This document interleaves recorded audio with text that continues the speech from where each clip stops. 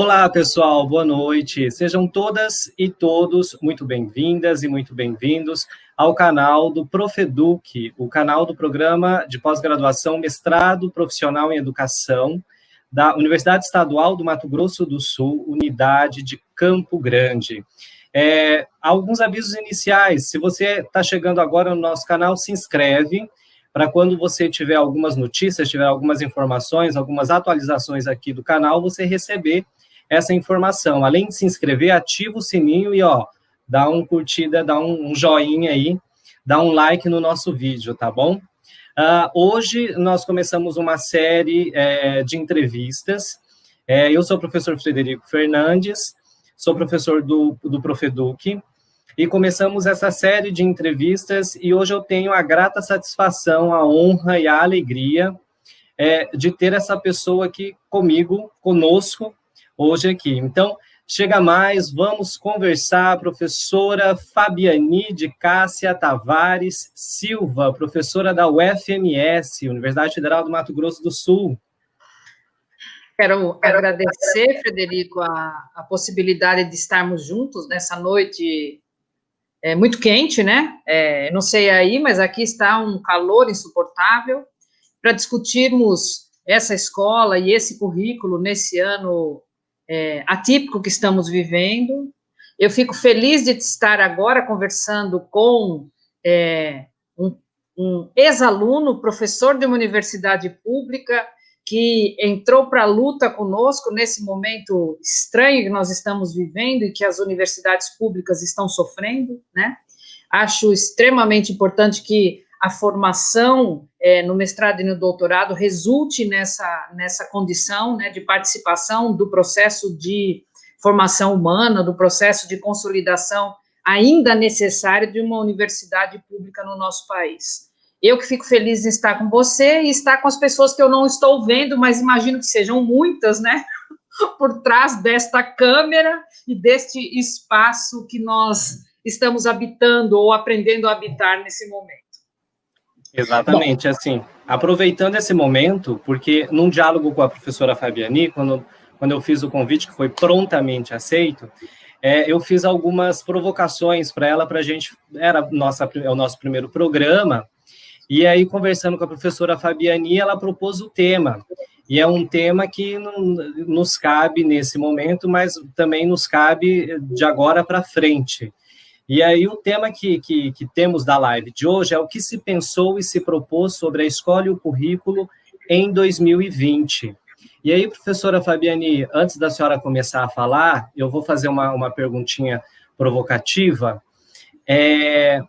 Se nós equivocamos em 2020, onde foi esse equívoco?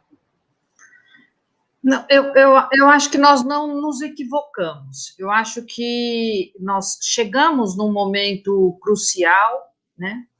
Um momento extremamente importante para a história civilizatória, né, se eu posso dizer assim, ou para a nossa história social, mas extremamente importante para a história da educação.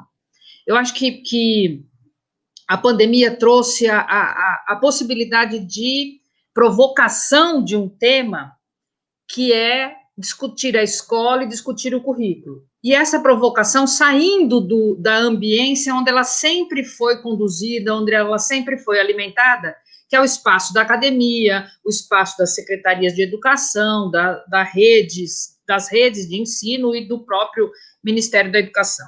E mais, se eu posso dizer que nós nos equivocamos numa determinada pergunta que faz parte do nosso imaginário hoje, né? Quando as escolas vão voltar, quando os alunos vão novamente ser colocados diante de aprendizagens e de que forma nós conseguiremos manter essa possibilidade de uma escola voltar a ser o que ela era, né? E com uma diferença de que o que ela era e o que ela pode vir a ser necessariamente passa pela discussão de currículo.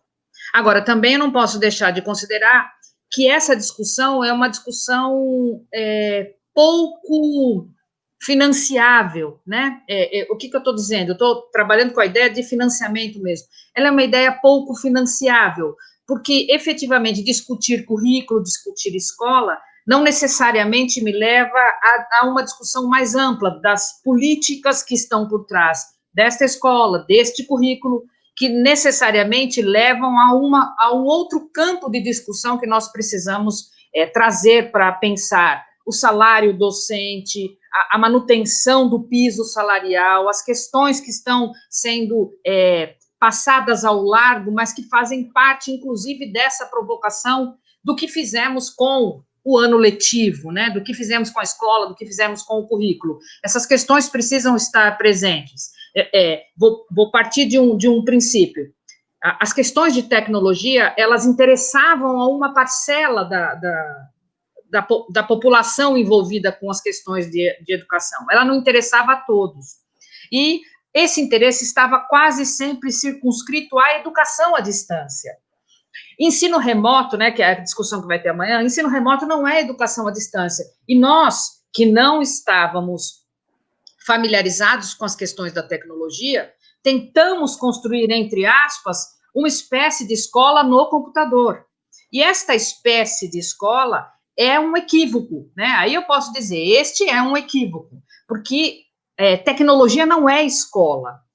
O modo de escola hoje está no ambiente tecnológico, mas tecnologia não é escola. E aí, basicamente, quando a gente começa a trabalhar que escola não é tecnologia, que ela não determina tudo, ela tem importância, é óbvio que tem importância, né? Agora mesmo, saímos de um canal, fomos para outro, mas você domina essa tecnologia, você consegue fazer isso. A grande maioria dos indivíduos que estão no espaço da educação não tem esse domínio.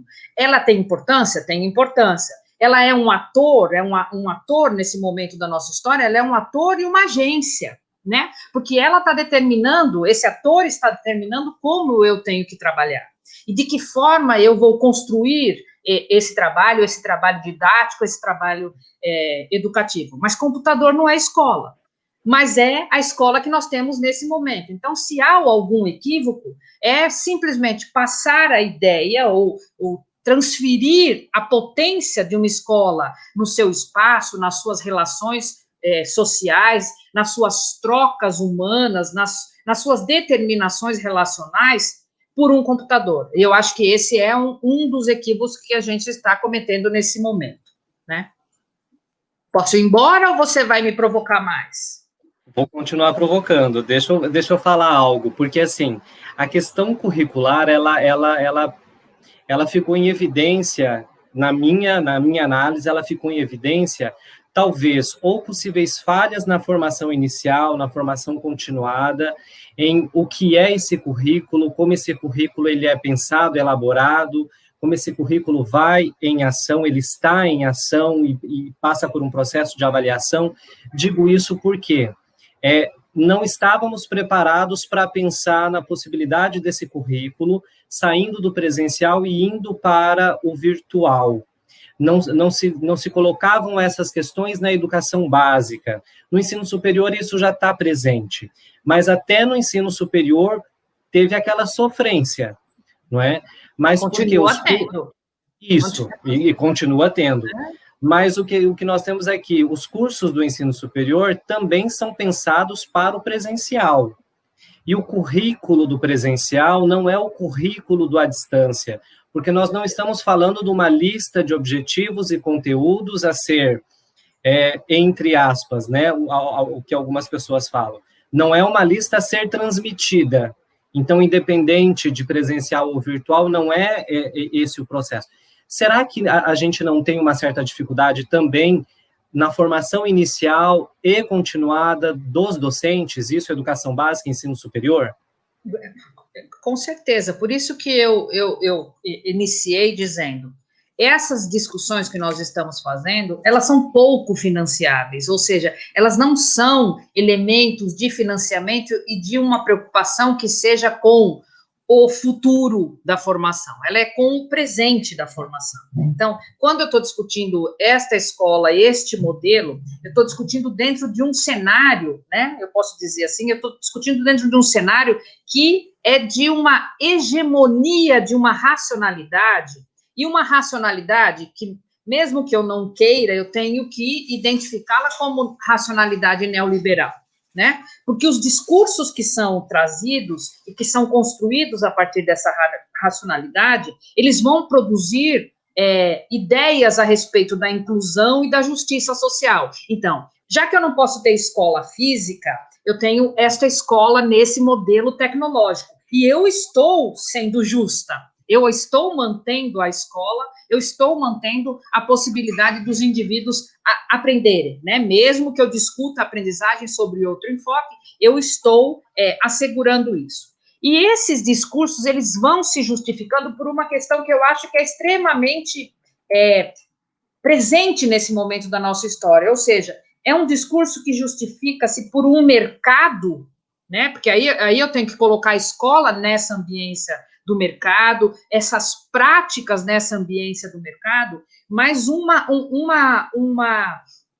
justiça que se coloca no mercado e vai exigir dos trabalhadores, e aí dos trabalhadores não necessariamente o meu aluno sendo formado para o trabalho, mas eu também como trabalhadora da educação, uma qualificação e uma mobilidade técnica e tecnológica que não fizeram parte da minha formação, né? E aí eu não estou me colocando no lugar do professor da educação básica, que no lugar do professor da educação básica, as demandas ainda, elas são muito diferenciadas, né? Porque eu não vou ter o acesso ao computador, e se eu tiver o acesso ao computador, ele vai ser um acesso limitado. Quando esse acesso é limitado, ele ainda é um acesso necessário, mas eu também não domino as tecnologias do computador. Então, eu tenho cada vez mais achado interessante, ou pelo menos tentado olhar com outros olhos, a comunicação entre esse professor e esse aluno pelo WhatsApp. Porque eu acho que pelo WhatsApp, essa comunicação, ela se estreita numa melhor prática. Tudo bem que é individualizada e a gente sabe que para os processos de aprendizagem eu preciso dos outros, eu preciso das relações com os outros, mas me parece que o elemento WhatsApp ele é mais propício para os debates, ele é mais propício para eu entender a lógica da mobilidade, ele é mais propício para eu atender os interesses daquele aluno do que necessariamente esse cenário mais amplo, que é o de trazer a escola para o espaço do computador. Eu estou achando essa questão um pouco mais interessante. Eu acabei de propor um projeto para o CNPq, um projeto de pesquisa, que vai discutir essas estratégias curriculares, essa reinvenção do currículo, também a partir da pandemia, ou seja, como é que as escolas, porque a gente também tem que falar, tem que entender um outro processo, Frederico, que está bastante visível, né? O pensamento, quando eu estudo pensamento curricular, eu não posso deixar de estudar as políticas curriculares. E no nosso país, política curricular é quase sempre criações de documentos e textos curriculares para uma perspectiva hegemônica, né? A gente tem agora a BNCC. Se eu trato a BNCC dentro da perspectiva do pensamento curricular e não só da política curricular, eu vou dizer que enquanto pensamento curricular, ela é uma luta para fixar sentidos, né? Eu trabalho com essa ideia. Enquanto pensamento curricular, a BNCC é um documento de luta para fixar sentidos. Enquanto política curricular, ela já é uma ressignificação daqueles sentidos e ela vai também buscar sentidos que signifiquem a necessidade dela, que é, por exemplo, a discussão da formação de professores. Então, ela já passou pela luta, pela significação de sentidos, e ela está buscando uma significação ligada a uma fixação de sentidos na formação inicial, que é uma discussão que, dentro da universidade, a gente vai ter que ampliar, a gente vai ter que constituir grupos para esse debate. Não é só pensar o currículo como criação de disciplinas, organização de conhecimentos no interior dessa disciplina, distribuição desse conhecimento e avaliação. Esses elementos continuam fazendo parte da escola neste espaço que hoje é tecnológico. Quer dizer, a gente saiu de um modelo físico presencial e está tentando introduzir esse mesmo modelo aqui. Muito embora se fale em sincrônico, né, eu tenho que levar em consideração que nem todos têm acesso ao computador, eu tenho que levar em consideração que nem todos têm a possibilidade de estar naquele horário com a sua, como é que fala? A sua conexão presente. Eu posso tratar de tudo isso, tenho que tratar de tudo isso, mas eu também tenho que entender que eu tenho que construir um pensamento curricular, eu tenho que significar esse ato para o outro. Eu não posso simplesmente sair da sala de aula e trazer a sala de aula para o espaço virtual, que é o que a gente está vendo. Quando não é o espaço virtual, ou quando é para complementar o espaço virtual, uma série de atividades, uma série de cadernos, que não é pensada pelo professor. Né? Eu estou trabalhando, eu quero trabalhar com uma outra ideia, aquela ideia que é mais precisa. O professor é um artesão. O professor tem autoria, né? Eu agora estou tendo autoria sobre os meus discursos, eu tenho autoria sobre as minhas práticas na sala de aula. Se me for negada a perspectiva do artesanato, de preparar a aula, de preparar os discursos, de olhar como o meu aluno aprende, aí eu posso também ser um professor técnico, que é muito do que eu vejo hoje, ou seja, essas atividades não estão sendo pensadas pelos professores.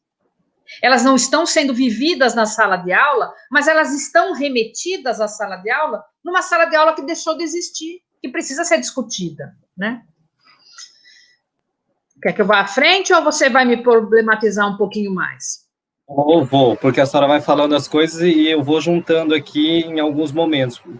Por exemplo, essa questão do não é o professor quem pensa, algumas atividades chegam prontas, enfim. E eu quero fazer uma ligação de duas informações. Uma, as discussões dentro da universidade, dentro dos programas de pós-graduação em educação, dentro dos cursos de licenciatura, esses GTs, enfim, as sociedades que pensam, inclusive, as políticas públicas para a educação. Mas como fazer uma aproximação dessas discussões, desses discursos, dessas ações dentro da universidade, em um espaço que está sendo tomado pelos institutos. A gente tem Instituto Fulano, Instituto Ciclano, Instituto Beltrano, que hoje detém praticamente, enfim, tem quase o poder sobre algumas secretarias municipais e estaduais de educação.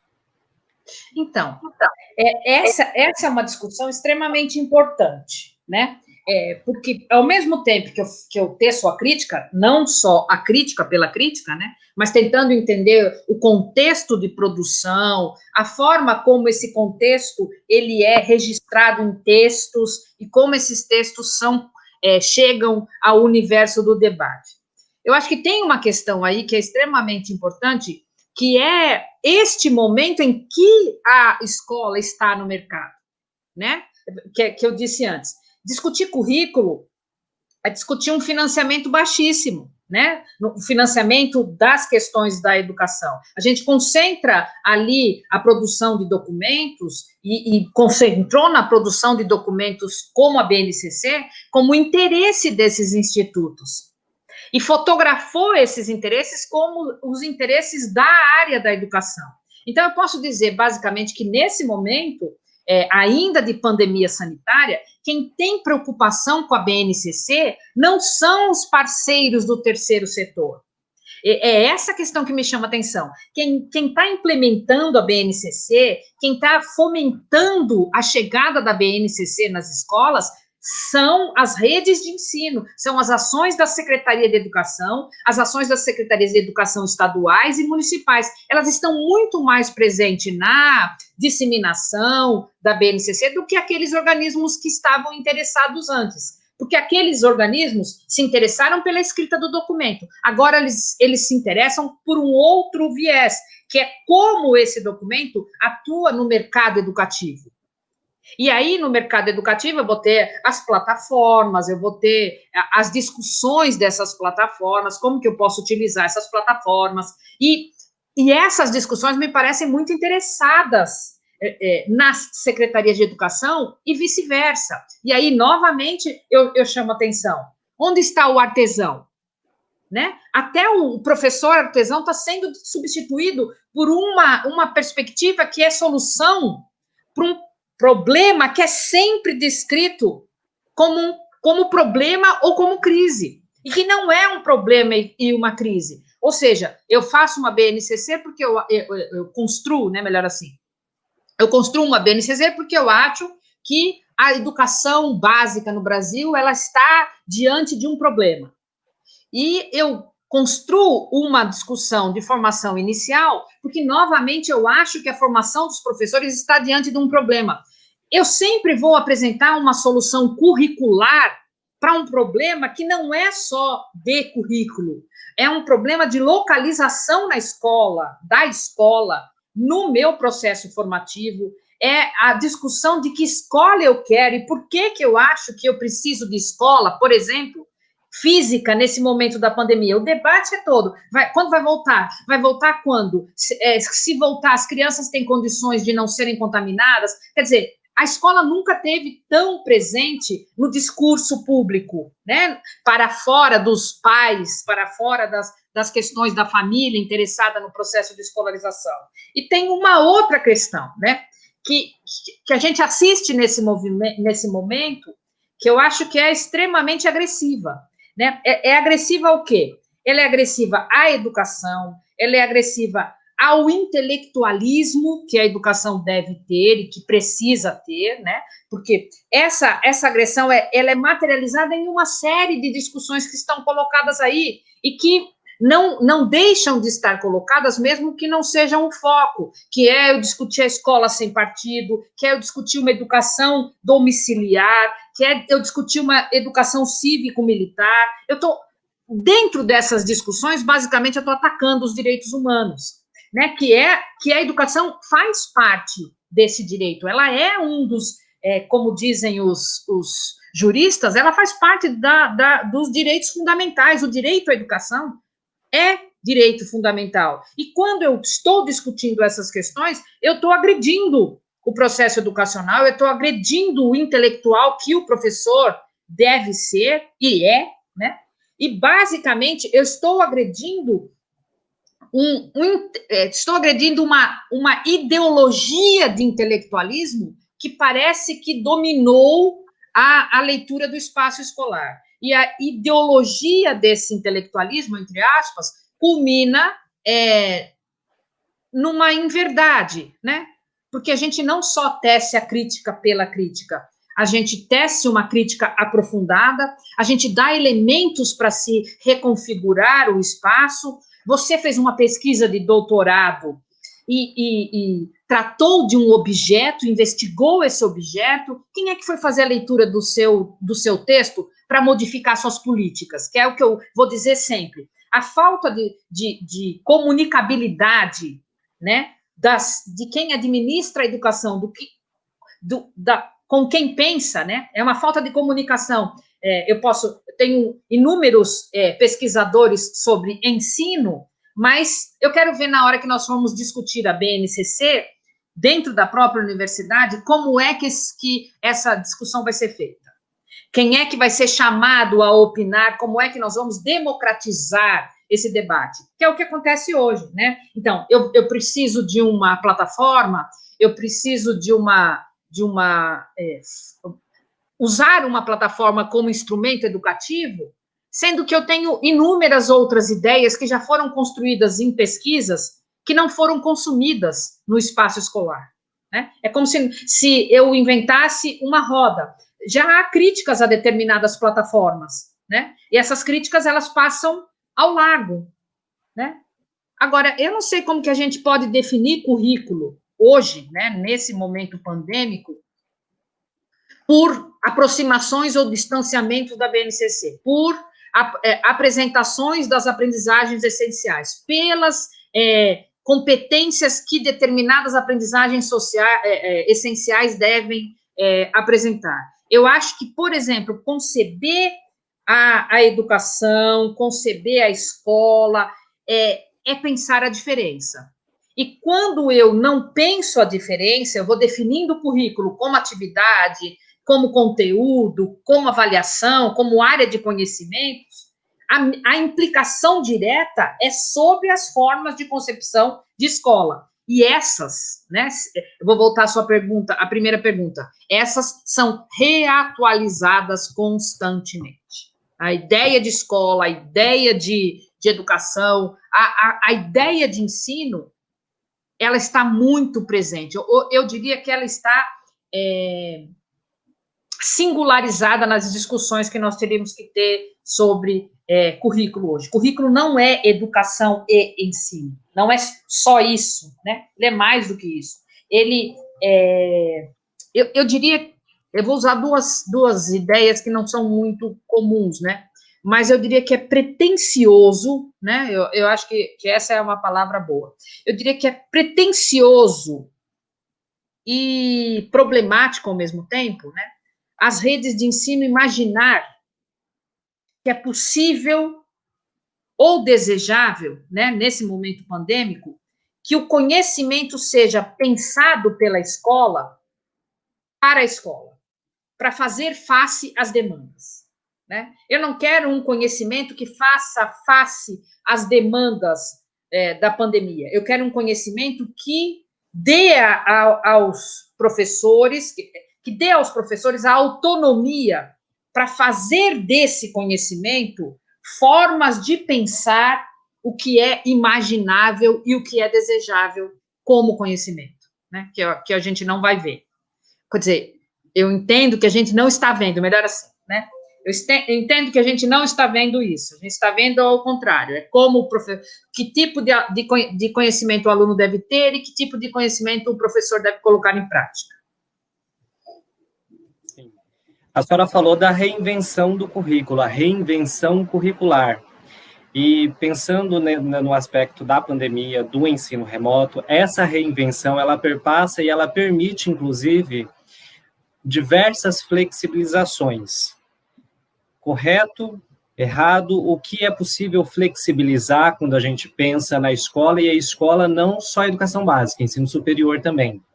O que é possível flexibilizar quando estamos falando da invenção e da reinvenção curricular? Primeiro, a gente tem que, eu acho que para responder sua pergunta, a gente tem que voltar num elemento específico para a gente chegar a uma resposta a isso. Primeiro é observar o que a escola faz, como ela vem fazendo e o que ela está se tornando, né? Eu estou falando em termos pedagógicos, né? Eu tenho que observar isso. O que ela faz, o que ela vem fazendo e o que ela está se tornando hoje diante das demandas que são colocadas. E aí eu vou chegar a uma discussão que é básica, né? Esse momento é um momento de negociação. Você está negociando o espaço e o tempo de uma escola que deixou de existir. Tá claro? Eu não imagino uma sala de aula na cozinha, eu não imagino uma sala de aula no quarto. Então, eu estou ocupando outros tempos e outros espaços que são negociáveis com o meu cotidiano, que é doméstico, não é nem mais só o cotidiano do trabalho. Então, eu tenho que perceber um pouco isso e tentar entender o que se dá na continuidade e o que está acontecendo nas transformações. Porque na continuidade é possível que eu observe algumas manutenções. É óbvio, eu estou no ensino remoto, nas disciplinas que eu dou na pedagogia, e eu vejo algumas continuidades, mas eu também vejo transformações, né? E nessas transformações, eu vou tentando perceber o que é individual, o que é materialmente individual. O que eu posso entender como materialidade individual naquele processo, né? A minha e a do meu aluno, né, nesse momento da história. E aí, quando eu vou pensando nessas materialidades, eu vou tendo uma outra visibilidade do que poderia ser o currículo, né? E onde é que eu vou olhando ou vou encontrando essas visibilidades? Nas conexões, nas transparências, né? Eu tenho que entender essas transparências como elementos de um agir coletivo, o meu e do meu aluno, o meu e da minha sala de aula, que não é física, mas que está dentro desse jogo esse jogo indistinto, né? Vamos falar assim, eu tenho visibilidades, eu tenho invisibilidades. Eu gosto muito desse arsenal de memes, eu gosto muito, porque eu acho que o arsenal de memes, a gente também tem que começar a entender essa linguagem, mas o arsenal, desculpe, de memes que tratam a questão da aula virtual são extremamente interessantes, porque eles vão trabalhando com esse jogo de visibilidades e invisibilidades, e ao mesmo tempo eles vão criando uma simultaneidade, uma garantia, né, de que esse processo, ele existe, mas ele é visível para alguns, invisível para outros, mas o que eu acho que é interessante nesses memes é que eles não trabalham, né? Eles pelo menos não trazem a ideia de que aquelas atividades serão avaliadas. Eles trabalham com a avaliação, mas eles não trabalham com o retorno da avaliação, que eu acho que é extremamente importante. Eu estou dando os memes como exemplo, porque é um pouco disso, né? Quando eu estou dando aula e eu vejo os avatares dos meus alunos, eu lembro daqueles memes que o cara fala, fulano, dá para você abrir a câmera? Aí ele abre a câmera e começa... Quer dizer, você tem ali uma avaliação, mas você não tem um retorno, que eu acho que é extremamente importante a gente pensar nisso.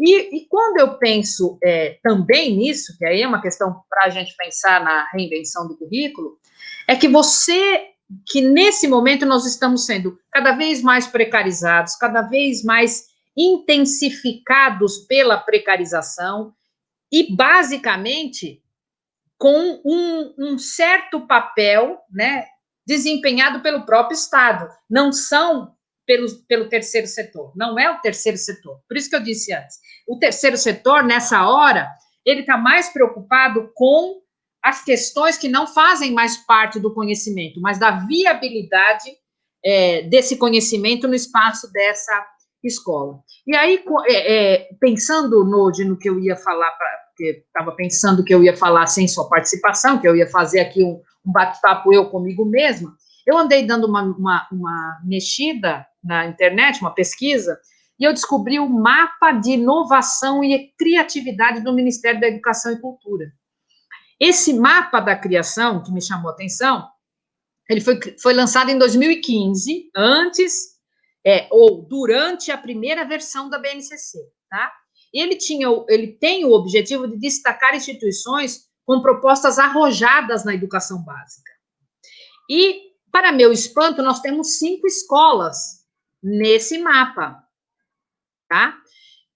Uma escola fica em Ivinhema, e olha a inovação da escola, tá? A inovação da escola desenvolve projetos com alunos que são representados pelas lideranças de turma, implanta um curso técnico de açúcar e álcool, em parceria com o Estado e usina local. O PPP envolve toda a comunidade escolar em fase de acompanhamento. Nada sobre currículo, nada sobre conhecimento, ok? Aí vamos para uma outra escola, vou pegar uma outra cidade, Sidrolândia, ok? A escola é formada por 3 eixos, família, escola e estudante, no modelo pedagogia da alternância, é mantida por uma associação de pais através de convênios municipais e estadual. A gestão é coletiva, os estudantes são divididos em grupos para trabalhos diários, como organização e limpeza do espaço físico. Individualmente, cada um é responsável pela organização e limpeza do seu quarto. Deve ser uma escola que eles ficam lá. Aí eu vou para Três Lagoas, que é uma outra escola. Atende estudantes dos bairros mais pobres da cidade, implantou em 2003 o programa Ensino Médio Inovador, deu prioridade ao combate dos altos índices de reprovação, com a transformação das aulas e do espaço, e do fortalecimento do protagonismo dos estudantes. Busca metodologias práticas e dinâmicas que sejam atrativas e democráticas. Deu para entender como é o cenário de destaque nosso? Esse cenário de destaque, ele urge pela reinvenção do currículo, Porque a reinvenção do currículo não é só eu partir do princípio de que é possível eu modificar a formação humana, o comportamento humano, por uma prática, por uma localização de atividades, por uma eu vou usar uma outra palavra, por uma realocação das relações de poder. Tá claro? Quando eu vou inventar o currículo, eu tenho que reinventar o currículo, eu tenho que pensar o que conta como conhecimento. E o que conta como conhecimento em propostas que disputam sentidos de conhecer, que é mais ou menos o que acontece na BNCC. A BNCC disputa um sentido de conhecimento com os grupos que advogam determinadas demandas. E ela fixa sentidos para esses grupos. E quando ela fixa sentido para esses grupos, o que me chama mais atenção é que essa inclusão social, essa justiça social, essas questões que estão no limiar desses debates, elas não conseguem quebrar, né, as afiliações e nem construir desfiliações. Aí eu vou mais a fundo. O que ela não consegue quebrar na perspectiva da afiliação? São os laços que a escola estabeleceu. E ela não consegue alcançar a desfiliação, que é não quebrando os laços, tentando promover outras filiações, que são filiações totalmente diferentes da que nós temos. Nós estamos afiliados a um modelo de escola e afiliados a determinadas afiliações estabelecidas nos laços por aquela escola. E quando nós vamos buscar essas desafiliações, elas não são transparentes, elas não trazem as questões existentes e produzidas na renúncia da afiliação. E o que eu estou chamando de afiliação para ficar mais claro? Escola tal, né, como essas que fazem parte do mapa, elas estão afiliadas, né, a um tipo de laço. Qual é o laço? O laço é da inovação. Aí eu quero me desfiliar da inovação. Qual é o laço que eu vou construir na desfiliação? Já não é inovação. Então, é o quê? O empreendedorismo? A gente tem que começar a olhar quais são as afiliações que estão colocadas na discussão curricular. E o reinventar, na minha perspectiva, o reinventar é assumir a autoria. Eu preciso que que seja respeitado, que os professores sejam respeitados na autoria. E que eles sejam respeitados na autoria e, ao mesmo tempo, eles consigam dar a essa autoria, né, localizar nessa autoria a sua experiência e o seu saber. Não é o meu saber, não é a minha experiência que vai conduzir a experiência e o saber daquele professor. Porque as relações dentro daquela escola, a forma como os conhecimentos são explorados, são apresentados naquele espaço, depende da minha autoria, depende da minha leitura daquele lugar, daquele tempo, daquelas pessoas, do papel que aquelas pessoas ocupam. E esse me parece que está totalmente secundarizado, em nome da tecnologia, em nome da garantia que essas plataformas, que a distribuição de atividades dão ao professor, que não é garantia nenhuma, né? Não é garantia, eu não vejo como garantia, eu vejo basicamente como aquilo que eu chamei de jogo da distinção, né? O que é visível é o que os alunos devem fazer. O que é invisível, né? Como o professor faria isso se estivesse na sala de aula? Quer me provocar mais ou já enlouqueci da provocação? Imagina, eu tenho mais uma também, que a senhora falando da questão da autoria do professor. E a gente vê que tem algumas possibilidades que vêm de alguns institutos, né, do terceiro setor, mas que tem também algumas fórmulas mágicas prontas que parece que cabem em qualquer lugar, né?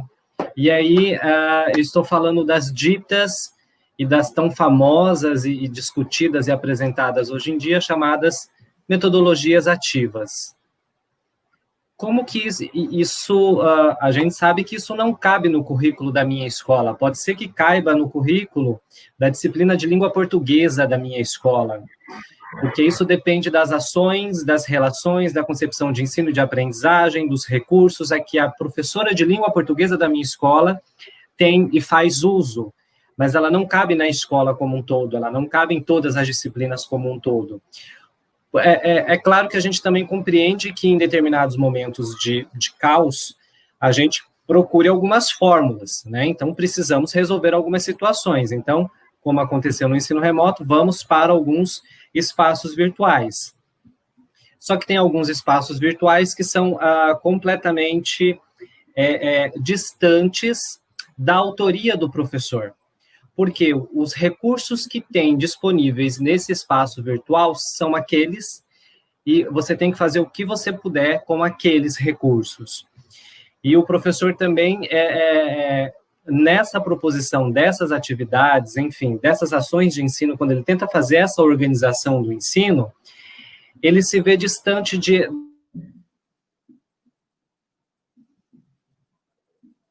Saiu do ar. Som. Opa, voltou? Voltou. Nesse processo de reinvenção do currículo, de considerar a autoria do professor, são políticas que é briga de cachorro grande.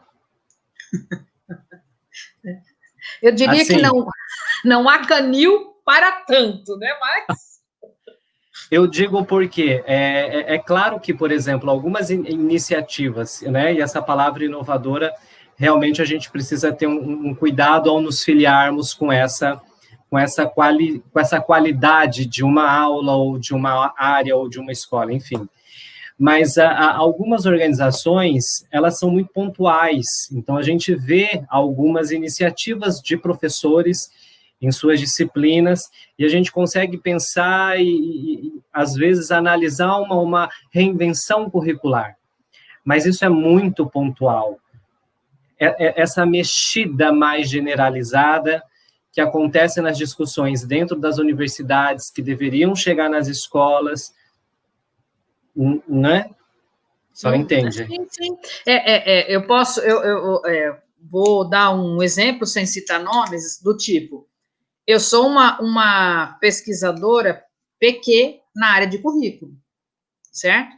Então, entre os meus pares, eu já tenho o reconhecimento da qualidade das minhas pesquisas na área do currículo. E quando eu vou discutir com os meus alunos, eu utilizo as terminologias da área do currículo. Não existe grade curricular, existe estrutura curricular, organização curricular, mas quando eles vão fazer a matrícula, está lá identificado como grade curricular. Então, quer dizer, ou eu estou num outro mundo, ou aquelas ações de trabalho que eu tenho com conhecimento, aquele estudo, aquela atenção, o tempo e o lugar que eu organizo a experiência de duração e implementação curricular, faz parte do que eu chamo de reinvenção. E ela só pode ser feita por mim. Então, quando eu vou brigar com os cachorros grandes, né, se é possível essa briga, eu não vou como um pitbull, né? Eu vou para essa briga mais como um chihuahua, aquele que fica gritando o tempo inteiro para ver se atrapalha o raciocínio que está congelado, está estatizado, e que só pode chegar ao mesmo lugar. Ou seja, eu quero uma discussão, eu acho que a reinvenção passa por uma discussão da duração dessas experiências. E essas experiências, elas têm que ter relação com o saber, sim. E o saber é científico, né? Tem que ser com o saber científico, tem que ser com aqueles que aprendem com a construção do que eu chamo de comum. O que é o comum? A ideia que vai para além daquele indivíduo, que tem um certo tipo de relação com o trabalho, mas que pode atender a todos, pode alcançar a coletividade. É que a gente está muito centrado no comum, né? Por isso a briga fica ruim. O comum, ele constrói uma ideia que não vai para além do indivíduo. Ele constrói a ideia daquele indivíduo naquele momento com aquelas aprendizagens. E a minha perspectiva da reinvenção é sempre que eu vá além dessa individualidade, que eu promova o além dessa individualidade, organizando experiências na duração. E quanto mais longitudinal for a duração das aprendizagens, quanto mais longitudinal for o trabalho com conhecimento, mais eu vou ver a importância da agência, né? Lembra que eu chamei a tecnologia de agência? Eu vou ver a importância dessa agência hoje. Mas eu vou entender que a importância dessa agência é hoje. Ela se dá hoje, não é para o futuro. Do tipo, você acha possível o ensino híbrido? Eu não sei. Eu nunca experienciei o ensino híbrido. Eu sempre experienciei o ensino físico, né? Num tempo, num espaço determinado. Nessa perspectiva, eu não posso me colocar contrária a ela, mas eu tenho que entender quais são os interesses que estão por trás dela nesse momento histórico. Aí eu volto àquela perspectiva do financiamento. É muito comum eu colocar verbas para construir uma discussão curricular e não colocar verbas para os recursos que são necessários para otimizar aquela construção curricular. E aí eu vou ter uma escola que tem uma lousa, vou dar um exemplo do que eu vi, tá? Ela tem uma lousa eletrônica que não funciona como uma lousa eletrônica, ela funciona como um quadro branco que a gente escreve com a caneta. Dá para entender? Por quê? Porque eu tenho a tecnologia, mas eu não tenho a experiência necessária para o uso daquela tecnologia. E aí fica muito difícil a briga não ser... a gente colocou a briga num cenário que eu gosto, que eu adoro cachorro, né? Eu adoro cachorro, eu tenho cachorros. Mas o que eu acho? As transformações desse canil, elas ainda são pela precarização e pela intensificação. Elas não são pela qualificação. Porque se fossem, né, não era só o chip, né? Era um plano de utilização de rede, de banda larga, de acesso necessário. Eu sempre fico preocupada quando marcam alguma live que começa às 6 horas. 6 horas é o meu medo da internet. Porque parece que chega todo mundo em casa e vai ligar o computador e vai ligar a internet e eu não vou ter... A minha conexão vai cair a qualquer momento.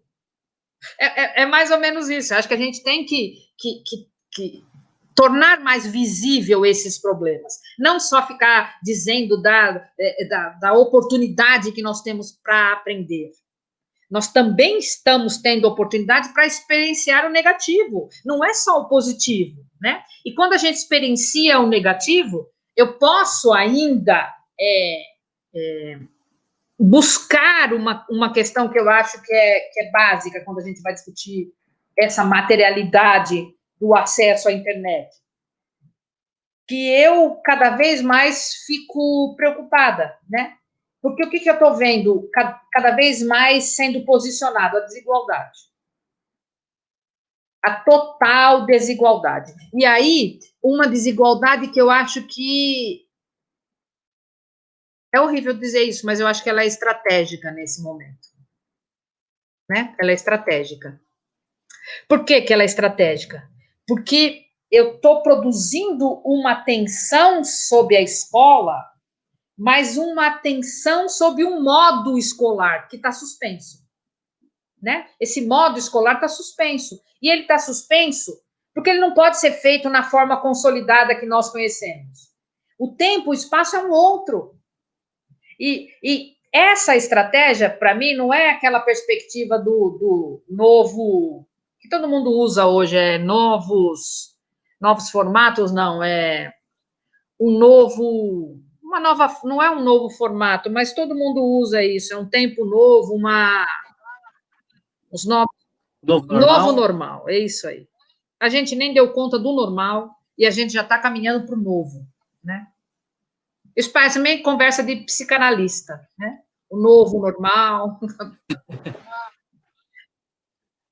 Sim, né? E mesmo porque eu acho que não conseguimos nem compreender qual era o normal antigo, né? As relações que eram estabelecidas nesse normal antigo, como elas acarretavam e nos acarretam. A senhora comentando sobre essa questão de como que o acesso nos colocou, nos deixou em evidência algo que nós já sabíamos, né? Nós já sabíamos que não a população brasileira há uma grande desigualdade em relação ao acesso de internet de banda larga e de utilização de equipamentos tecnológicos de alta qualidade, né? Apesar de que a gente sabe que nós temos mais número de celulares chip do que população brasileira, mas isso não significa qual é o celular em uso, qual é a conexão dessa linha, né, enfim, em uso, e também o celular, ele é um recurso limitado, então eu não consigo transpor a escola para um único aparelho, né, assim como eu não consigo transpor para um notebook, para um desktop, enfim, são as possibilidades diversas que nós podemos nos utilizar de alguns aparelhos tecnológicos, enfim, mas ele não substitui, porque também eu acredito que essa questão do preconceito com a educação à distância vem nesse aspecto, que até alguns professores acreditam que a educação à distância não deve ser incentivada ou não deve ser institucionalizada em algumas universidades, porque ela vem para substituir o presencial, e na verdade não é isso. Né, a educação à distância, ela não nasce, ela não surge, ela não é estudada, ela não é uma área de pesquisa que vem para sobrepor o que nós já desenvolvemos no presencial. Mas ela vem, em alguns aspectos, para ter a questão da interiorização, como a gente tem a Universidade Aberta do Brasil, que leva cursos de formação para cidades onde pessoas jamais iriam sair para uma capital ou uma outra grande cidade e ter condições de fazer um curso superior, mas também a gente tem que pensar nas possibilidades, e a senhora até comentou. O que a Fabiane pensa do híbrido? Não sei, porque eu não vivenciei ainda. Já estamos caminhando aqui para 52 minutos, e eu acho que em 1 hora a gente fecha, então acho que nesses 8 minutos finais, eu queria que a senhora comentasse sobre essa reinvenção curricular para 2021, porque 2020 foi um momento tão tenso, ainda é um momento tão tenso, que eu acho que nós estamos muito mais preocupados em tapar alguns buracos do que entender a formação desses buracos e de conseguir tapá-los de maneira que, assim, pelo menos daqui uns 10, 20, 30 anos, eles continuarão tapados. Não, a gente está tapando o buraco porque o vazamento tá vindo água. Né? Chegou aqui no meu pescoço. Mas de que maneira isso pode acontecer? Né? O híbrido, o não híbrido. O que a senhora pensa nessa reinvenção curricular para 2021? Olha, eu vou ser bem sensata. Eu queria que a gente fosse vacinado. Não importa se da China, da União Soviética, eu queria ser vacinada, tá? Mas trabalhando com a realidade, eu acho que nós não tapamos os buracos. Os nossos buracos tiveram outra audiência. E esse é o que me espanta, né? Rapidamente, nós vimos práticas sendo trazidas, sendo nomeadas como de excelência para esse momento da história, sem muita experiência, sem muito saber sobre ela, mas ela dando forma. E o pior é que nós vamos sair de 2020 com índices estatísticos, entre aspas, que vão dizer, que vão atestar, que vão iluminar que as práticas que nós fizemos foram ótimas, por isso elas podem ter continuidade. Esse ativismo, essa signifixação, aí eu vou usar um outro termo, essa signifixação que nós temos para dizer que o que nós fazemos é de boa qualidade, tem interesse no aluno, o aluno vai poder ser avaliado nessa grande avaliação que nós vamos fazer quando as portas das escolas se abrirem. Nós vamos confirmar as nossas estatísticas do que nós estamos fazendo está dando certo. Isso me preocupa muito, porque eu acho que este erro, né, esta forma equivocada de analisar o tapamento do buraco, ou vou usar, é que eu não posso usar lama asfáltica, que ela tem duplo sentido na nossa realidade, mas essa lama asfáltica porosa, né, ela é porosa e a porosidade é conhecida. E o que me espanta é que, mesmo eu conhecendo a porosidade, eu vou partir do princípio que eu posso entender a porosidade como um caso identificável. É um caso identificável, não é o coletivo, né? Não são todas as escolas que não conseguiram alcançar aprendizagens, ou pelo menos ofertar aprendizagens e alcançar resultados com seus alunos. Isso são casos localizados, são casos esporádicos. Isso me espanta muito e me irrita muito, porque eu quero entender o currículo, eu quero entender o pensamento curricular, mas eu quero também estudá-lo. Eu não quero fixar sentidos nem números que dizem que as questões foram atendidas. A crise, né, aquela crise que é sempre respondida, mas que nunca alcança a qualidade, é sempre um impeditivo para alcançar a qualidade, é que me deixa preocupada. Então, nós conseguiremos reinventar o currículo para 2021?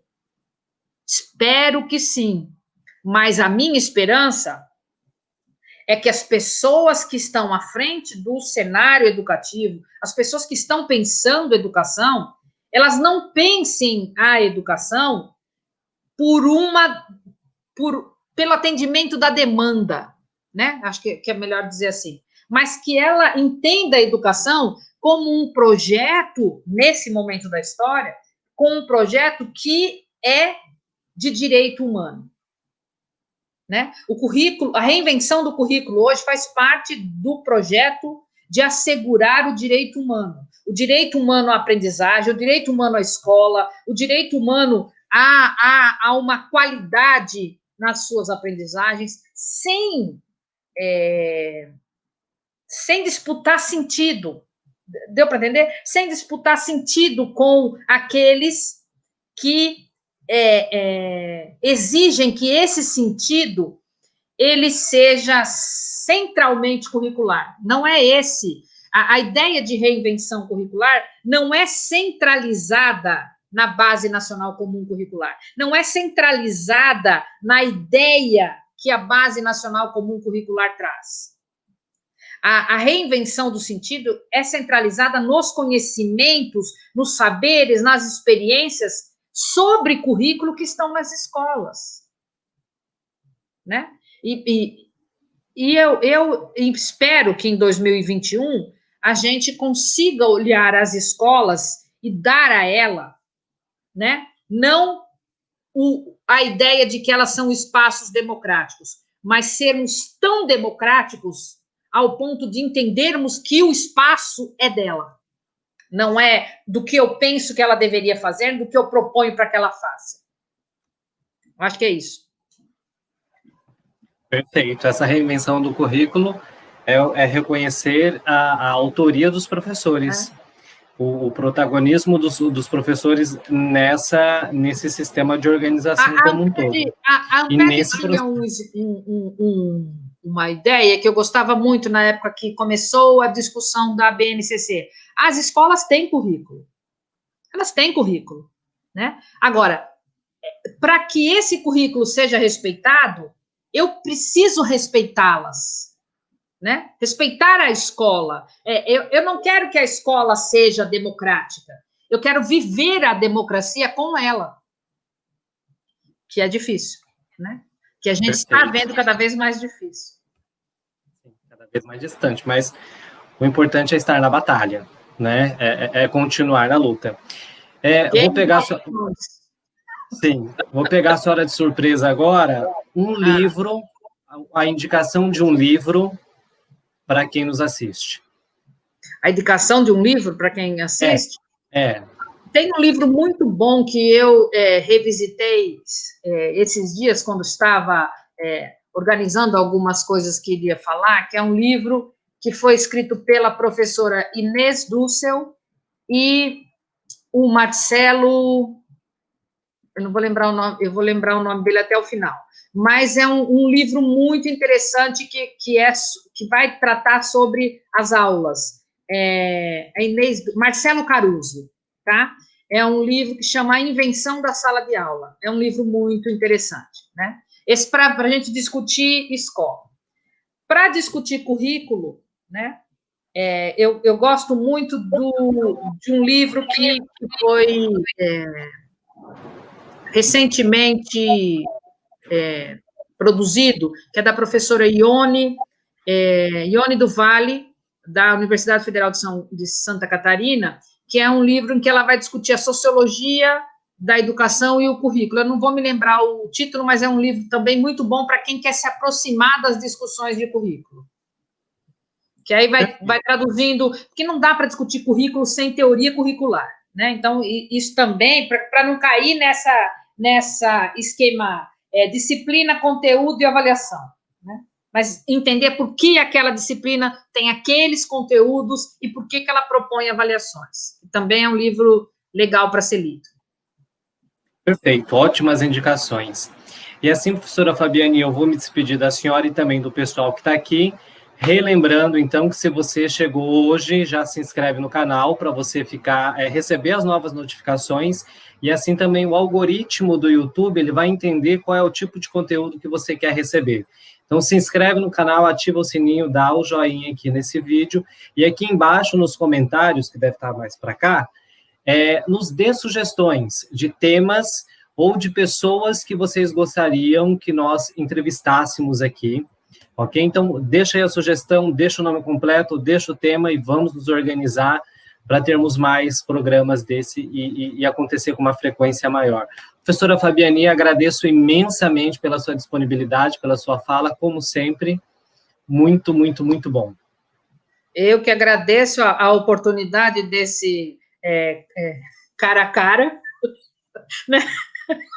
Adoro, eu acho que cada vez mais esse sentido de provocação é necessário, né, para que a gente não só também se coloque numa zona de conforto, que é ficar falando sobre esse momento que nós estamos vivendo, ou propondo coisas, mas analisando como as coisas estão acontecendo e de que forma a gente pode sair dela sem o vírus, vacinados e enfrentando não o novo normal, mas enfrentando o que este momento nos apresenta como inovador. Ok? Beijo, muito obrigado. Fiquem todos com o Jornal Nacional. Um abraço, pessoal. Tchau.